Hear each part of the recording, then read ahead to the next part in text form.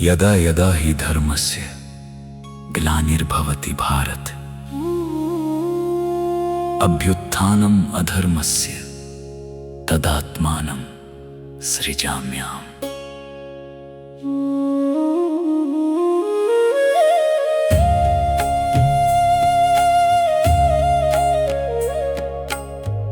अंधियारी रात में ज्योति सी छा गई, नंदलाला की छवि जग में आ गई। मुरली वाला आया प्रेम बरसाने, भक्तों के जीवन में सुख जगमगाने। द्वापर युग की वो पावन रात्रि थी, कृष्ण पक्ष की अष्टमी, रोहिणी नक्षत्र का समय।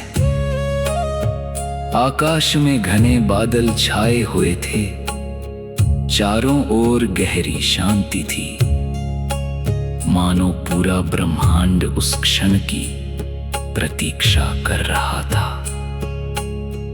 मथुरा के कारागार में देवकी और वसुदेव बंदी थे, निर्दयी कंस के अत्याचार के कारण।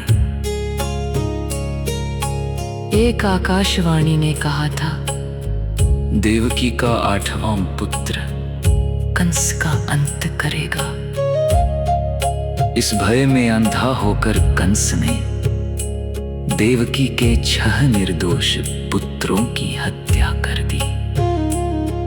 7वां पुत्र भगवान की माया से रोहिणी माता के गर्भ में चला गया, वह बलराम बने। अब 8वें पुत्र के जन्म का समय आ गया था, जब भगवान का दिव्य प्रकट होना, मध्य रात्रि का समय। अचानक कारागार दिव्य प्रकाश से भर गया। देवकी और वसुदेव के सामने भगवान विष्णु अपने चतुर्भुज रूप में प्रकट हुए, हाथों में शंख, चक्र, गदा और पद्म। भगवान का संदेश। भगवान बोले, मैं तुम्हारा पुत्र बनकर जन्म ले रहा हूं, मुझे गोकुल ले जाओ और यशोदा के पुत्री से मेरा स्थान बदल दो। देवकी और वसुदेव भक्ति और भाव से भर गए, आंखों में आंसू लेकर उन्होंने प्रणाम किया। और बाल रूप में परिवर्तन, फिर भगवान का वह दिव्य स्वरूप धीरे धीरे एक सुंदर बालक में बदल गया। वही बालक श्री कृष्ण। चमत्कार की शुरुआत उसी क्षण। कारागार के द्वार अपने आप खुल गए, पहरेदार गहरी नींद में सो गए, जंजीरें स्वयं टूट गईं। यह कोई साधारण घटना नहीं थी, ये ईश्वर की लीला थी। वसुदेव की यात्रा।